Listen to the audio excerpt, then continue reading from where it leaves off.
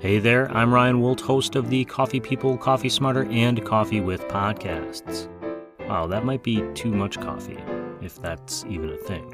Thank you for listening to even one of our shows. The goal here at Roast West Coast is to uplift the craft of coffee, sure, but more so to uplift the craft coffee community. It's filled with amazing human beings. While we're on break between seasons 8 and 9 of Coffee People, check out this recent Coffee Smarter episode. You can find this pod and all of our podcasts on roastwestcoast.com or on your favorite podcasting platform.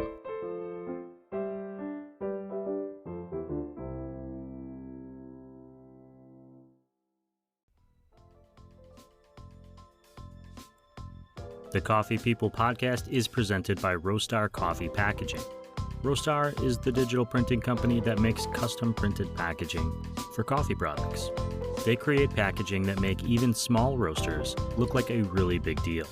At roastery.com, you'll find out about their fast turnaround time, high-quality product, and low printing minimums. It's what separates them from the rest of the industry. Roastery will quickly become your favorite source for custom American-made product packaging.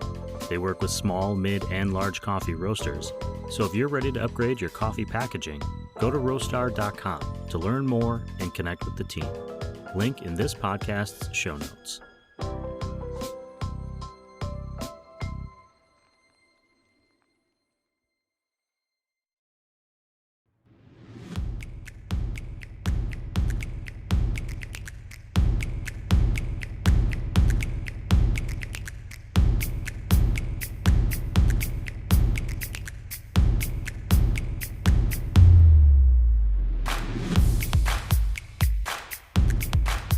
Speaking of trips, this is a fun show where we take a journey into the world of coffee. I'd say every week, but that's not true. We do it seasonally. Welcome to Coffee Smarter. This is a chat hosted by me, Ryan Woldt of the Roast West Coast Coffee Podcasting Network. On this show, we try to help listeners and readers of the newsletter at roastwestcoast.com make a better cup of coffee at home, or just, appreciate their coffee drinking experience a little bit more smarter, a little bit more intelligently. I'm joined by Chris O'Brien. He's the kind of guy who will get married on a boat in international waters but not tell anyone. He's also the owner and head roaster of Coffee Cycle Roasting in Pacific Beach, San Diego. Welcome to the show, Chris. Thank you, Ryan. And do you know any ship captains by any chance? I actually do. I'll get you in touch. Get me that info before the end of the show. I mean, ship is a strong term. Dinghy? Small sailboat? We'll take it. I know a guy with a pontoon. Ooh. This is our last episode of season 2. No. I know. We did 11, but you can only learn so much in a given period of time before we've got to rest our brains. I wanted to just sort of recap a little bit about what we've talked about in the first 2 seasons. The first season was heavy on brewing and a little bit of background into brewing a cup of coffee. This second season, we've kind of expanded our visual a little bit beyond just the brewing mechanism into the things that impact our coffee, like sugar and milk, which we've talked about recently, but much more than that. So I wanted to just give everyone, let's say, our top 4 or 5 tips if they're just getting started in coffee brewing at home, like where they care about it and they can see a world in which this is an important part of their day, where they should put their focus. And I made some notes. I'm assuming you made some notes. What would you say is kind of one thing that maybe people have learned on this show over the last 2 seasons that they should take with them moving forward? If they haven't learned it on this show, I hope that they have learned it in life. But the most important thing I can say, if you're just starting drinking coffee at home, is if you like it, that's what matters. All right? Don't listen to me. Don't listen to Ryan. Listen to what you like. All right? At the same time, coffee is a beautiful, complex thing, and there's all kinds of ways that, we can improve it if we look at it from a scientific and, perspective. In my notes, it said only listen to Chris and Ryan, not don't listen to them. Shoot. Did I read that wrong? Sorry. That is one of the reasons, actually, that I come to you as a coffee expert, Chris, is because you have been wonderfully lacking in judgment of people's coffee journeys. Everybody is kind of at the position that they're at, and there isn't necessarily a right or wrong way. There are some ways that get frowned upon. There are some ways that we uplift and enhance, but ultimately, if you're out there listening to this show and brewing coffee at home, you got to like what you're doing. Otherwise, why would you keep going down the rabbit hole? Heck yeah. So that's our hope for you, that whatever you're doing, if you're not actually liking the taste coming out of that cup you just brewed, you're at least enjoying the process of learning how to make it more like you would like it to be, Yes. right? Yes. Like, Enjoy the process. the process is so much a part of it. For me, it's such a little meditation to get up and brew a cup of coffee, or even making the coffee in a automatic brewer, which I've started doing a little bit more this year, especially at night when I'm making decaf and I'm busy doing other things. Just the process of getting the beans out and smelling them for the first time and grinding and putting it all together, even if the end cup doesn't turn out quite the way I like, I still enjoyed that process as a little moment of pause for my brain. I can't explain it any better than that. I love that. Yeah, and it's a beautiful thing, and it lets you kind of dive into some things that you might really enjoy, like buying new things for your kitchen, or Mm. going to visit new shops that have new different beans. I think we all kind of crave something a little different in our coffee, but we also crave new experience. We crave learning with coffee. I think that's why, people don't, even if you have a regular coffee shop, I think you're likely to go out and check out other ones from time to time. Even if you're a everyday Starbucks drinker, you'll probably go and check out a mom and pop shop every now and then. I think that's really, really special. But we might have got a little derailed from the idea of the top five, or the idea of the top couple. Tip one is the most important thing, is that you enjoy the process, and what you're enjoying drinking, that's okay if that's what's good for you. Don't let anyone tell you that you shouldn't do it that way or that's not right, because ultimately you're the one putting it in your mouth. Exactly. I would throw out tip number two, which I think is something important, especially if you're first starting out as a somebody making coffee at home on a regular basis, is where you spend your money. If you only have so much of a budget, and I think people start small and kind of grow as they see, because it can get expensive really fast if you Yeah. go top of the line everything. But if you only have so much money and you've got to kind of allocate it, what is the most important thing for people to spend that money on at the beginning? I mean, I would say good coffee beans. And I think you were probably expecting me to say a good grinder, but I was. I think good coffee beans is the most important thing, because especially if you're getting good coffee beans, you're probably getting them from, a small local roaster, or at least, some kind of high quality ethical roaster of some sort. And they can always grind it for you. While pre-ground coffee might get stale faster, it will get stale faster. There's nothing wrong with stale coffee. It's just not going to taste quite as good. And I think it's better to get pre-ground coffee using a good grinder than grinding good beans using a crappy grinder. Buying a nice grinder for home can be expensive. It's minimum 65 to 100 plus bucks. I mean, really, you could probably get away with like 30 something if you're hand grinding, but if you're going electric, you're really probably spending at least 100 bucks, and that's tough for a lot of people. So if you can have the regular budget to just buy good coffee beans from your local roaster and then have them grind it for you, I think you're doing just fine. We're gonna drink it pretty quickly anyway, especially if we don't buy too much at a time, and they should be happy to grind it for you. What about buying coffee from, say, a grocery store or a market where they have one of those grinders sitting on the shelf there and you can grind your own there? I'm actually going to recommend you don't use those. There's a couple reasons not to, and it's actually, it's funny that that came up because we've never talked about that before. No. And all the episodes we've done, we've never talked about that before. So one, those grinders are very likely contaminated with flavored coffees. Flavored coffees are made by taking roasted coffee beans in a large roasting facility and putting them in a rotating drum with flavor oils, like a hazelnut oil or something, to make a hazelnut flavored coffee. And those Hmm. oils are going to get stuck inside that grinder, and they're never going to come out. Never. If somehow the stars just aligned, and you even got a grinder that had never been contaminated by that, and it only had the best beans sold at the grocery store gone through it. Most grocery store grinders are a very strange hybrid, not hybrid, but they're a very strange version of burr grinder that we've never really talked about. And I went through my coffee career for a long time without ever learning about this type of grinder, but it came up for me. Luckily, I had learned about it by the time I had a wholesale client who bought one. Don't try to buy an old grocery store grinder and clean it out, because the burrs in there are not the same kind of burrs that we use in burr grinders. When we talk about burr grinders, they're what's called crushing burrs rather than cutting burrs.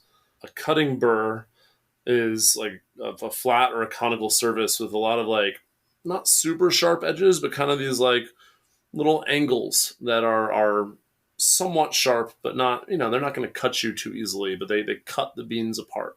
And a crushing burr sort of looks like a flat wheel with a bunch of little pegs sticking out of it. And the point of the crushing burr over the cutting burr is that it basically never wears out. So a grocery store can grind hundreds of thousands of pounds for whoever is coming in and grinding their coffee, and the grind quality will stay the same, but it's not a very good grind quality. I was able to get a grinder like that for free once, and I thought, oh great, I got this commercial grade burr grinder for me to play with. And I opened it up and I looked at these burrs and I was like, what the heck is that? So I had to look it up, and I learned a lot about it. And then I had a wholesale client who was struggling to get good results out of the coffee I was selling them. And I looked at their grinder and I was like, guys, this is not going to work very well. So it really only works for really dark roasted, kind of poor quality coffees or oil flavored coffees where the grind quality just doesn't matter as much. It's going to be kind of crappy regardless. It's going to be bitter. You're going to want to add sugar and milk no matter what. So yeah, don't use the grocery store grinder. Sorry, that was a long tangent. That's all right. So to recap, tip number 2 is if you can afford good beans, go with good beans. And if you don't have a great grinder at home, or you can't afford to buy a good one, ask your local roaster to grind it, but maybe not the grocery store. Perfect. Tip number 3 of 5, which is going to take us 6 hours.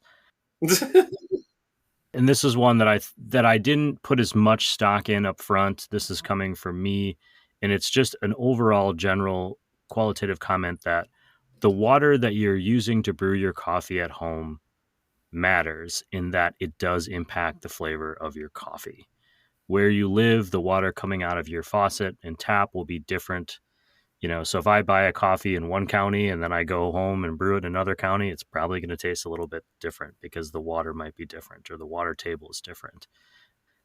How you decide you want to deal with that is, a little bit up to, it's subjective to some extent. But the idea is that the water you're using, if you're using it right out of the tap, has stuff in it. It has minerals. There's stuff, that's in that water taking up space. Yes. And so when you are trying to dissolve coffee into it and extract flavor into that water, there's only so much space for that coffee to go. So we talked about, in an earlier episode, I'll direct everyone to that. We talked about ways to change that process, either by filtering out your water, by using distilled water and adding minerals back into it, using maybe a secondary company that provides coffee packets with like the exact right minerals for a coffee. I know there's other methods that coffee shops use, but for at home, any other thoughts on that, Chris? Yeah, bottled water, any kind of water filtration is better than no water filtration. Yeah, and I'm someone who doesn't like buying bottled water. I hated to admit it, but using distilled water and adding the mineral packets back in made a huge difference for me. But I really didn't like buying all the bottles of distilled water. I haven't gotten myself to the point where I'm making my own distilled water, which I know is possible if you want to get into a little bit of an at-home science experiment. So I've decided that for my purposes, filtering water, using filtered water, like through my Brita and through my whatever, is going to be better than the tap, but I'm not going to go to that extra step at home. But I do look into it when I go out to a coffee shop and say, hey, what are you guys doing? Because I get excited about it. Heck yeah, man. I respect So I think that's not really a tip. That's just a side note that like sometimes what you decide to do for yourself, you may have the knowledge to do more, but you can choose not to if you want. Well, and that's that's a good thing with the next note that I was shared with, which is not to get too hung up on trying to do everything. You don't have to make the perfect cup of coffee at home. You don't have to make it exactly with everything right. If I was teaching a former cohabitant of mine in my apartment how to make coffee on my little coffee maker setup, and told them to pour 400 grams of water in there for this recipe. And they came to me and they said, "Oh shoot, I messed it up. I'm sorry. I poured 404 grams." And as someone that's made six pour overs at the same time, like it doesn't have to be exactly perfect. A lot of what we do tries to kind of make it so that it's going to be okay with a little variation. So don't overlook the what. How did you put it, Ryan? You said don't. Don't What's the overlook the good in favor of the perfect. there you go. That was it. Just because it isn't perfect doesn't mean it's not enjoyable. It doesn't take away from that moment when everything comes together in the right way and you brew that perfect cup of coffee and you take that first sip and and your eyes get real big and you turn around and really excitedly tell your cohabitant or your spouse and they look at you like, I don't give a shit. But you're excited, right? I'm excited. And so those moments are amazing. But that doesn't mean I don't enjoy just about every cup of coffee that I drink at home. you know, a lot of them aren't perfect. Have you heard the term that espresso enthusiasts usually refer to that they're chasing? Have you heard this? The No. God shot. Oh, yes, yes, yes, I The have. The God God shot. shot. Yes. And that's awesome. That is a worthwhile goal, but it's probably not realistic for 99% of us who are brewing coffee at home before going off to our jobs or, Yes. taking care of kids or walking the dog or whatever it is that we do with our daily lives. If you're like me, you're working on this show and learning more about coffee. And even I'm not necessarily going all out every single day. You add skills. But the things that we can do every day help. Yeah. Yeah. You add skills that just sort of layer and layer and layer until they become habits, and all of a sudden, most of your coffees are pretty damn good. That's, I think, four official tips. I was just going to do five, but I say we just, we could add one or two more. Chris, you got anything to say about freshness and storage? I know we talked about that at some point. Yeah. No, I mean, I think coffee freshness and storage is a really important thing to have on our top list, because coffee, while not exactly being perishable, is better when it's in the right freshness window.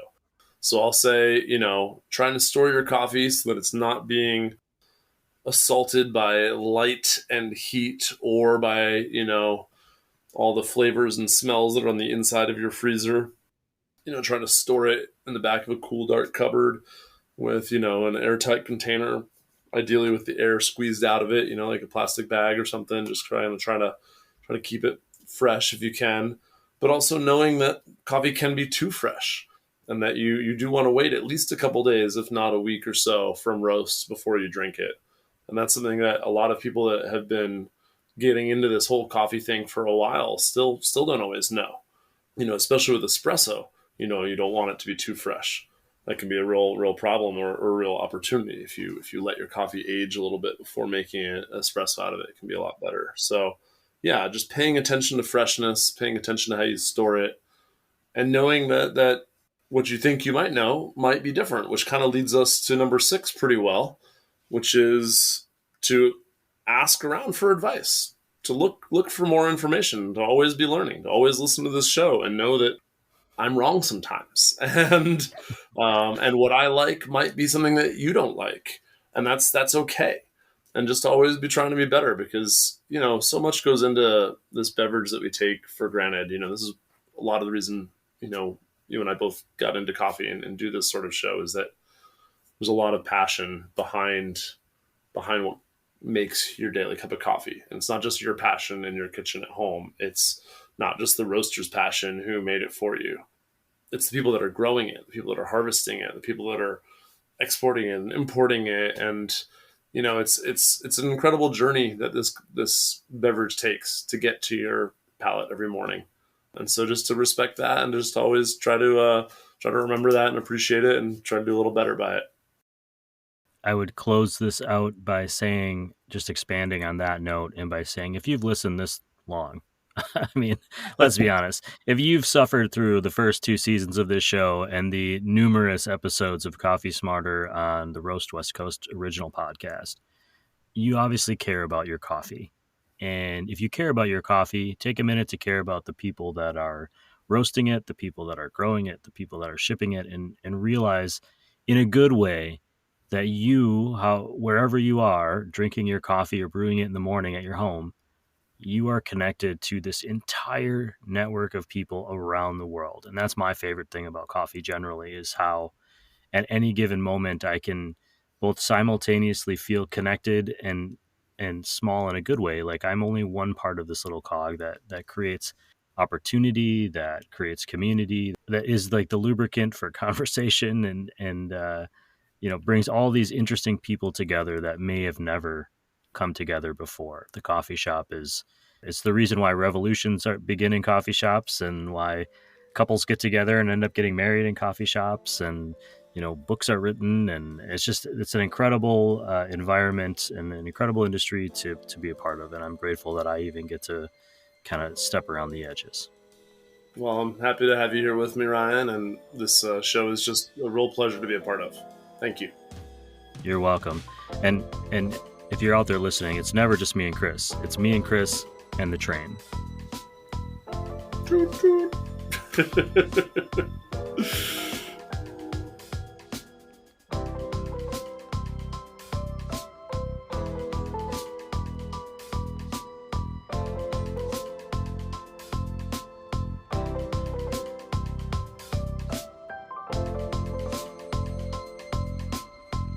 Some key takeaways from today's pod. Actually, some key takeaways from the past few seasons. Number 1, if you like it, that is what matters. Coffee is supposed to be fun and tasty. Those are subjective traits, and we are not judging your coffee journey. Number 2, buy good beans. Good coffee beans from a local roaster will go a long way. Getting a good grinder for home is also up there if it is reasonable in your budget, but you can get around not having one. A grocery store grinder is not one of those alternative options. Go ask your local roaster. They got you. Number 3, water is a major ingredient in coffee. Paying attention to it will definitely improve your cup. Number 4, don't let the perfect get in the way of the good. Strive for greatness, but also enjoy the journey. Number 5, store your coffee in a cool, dark place with minimal exposure to oxygen. It's better just to squeeze the air out and leave it in the bag it came in than keep it in a clear plastic hopper attached to the grinder. And finally, take time to care about the greater community of coffee. You are connected to people around the world, including farmers, pickers, importers, roasters, baristas, and so on. You are part of the chain that drives economies and politics and inspires creativity and productivity. That's pretty cool. That is all for our show today and for Season 2. We'll be on a short break, but still dropping some content regularly in the form of classic segments from our previous Coffee Smarter efforts on the original Roast West Coast Coffee podcast. Be sure to stay tuned and give those a listen. The goal of the Coffee Smarter Show is to help you make a better cup of coffee at home, or better appreciate the experience of getting a crafted cup of coffee out in the world. This podcast is part of the Roast West Coast Coffee Network, and we're grateful you're here. If you have coffee questions, please send them in to coffeesmarterpodcast@gmail.com. You'll find Coffee Smarter Show recaps, details, and more coffee information, including these tips and more, in this show's newsletter, which you can find at roastwestcoast.com. Please subscribe. Adding to the free and paid subscriber roles is how we prove to Roast West Coast's amazing coffee industry partners that they should continue to support this coffee podcasting effort. Those partners include Coffee Cycle Roasting, Ignite Coffee Company, Maria Coffee, First Light Coffee Whiskey, Cape Horn Coffee Importers, Zoombar Coffee and Tea, Ascend Coffee Roasters, Steady State Coffee Roasting, a San Franciscan roaster company, Crossings Coffee, Civets Roasting Machines, Acento Coffee Roasters, Camp Coffee Company, Hasea Coffee Source, and Moster Coffee Company. This episode of the Coffee Smarter podcast has been written and recorded by me, Ryan Woldt. Chris O'Brien joins me as an executive producer. Thank you for listening to another season of Coffee Smarter. We'll be back with new topics, new tips, and more off-kilter banter, as well as some special Coffee Smarter guests in Season 3. Until then, be awesome and drink good coffee. Smarter.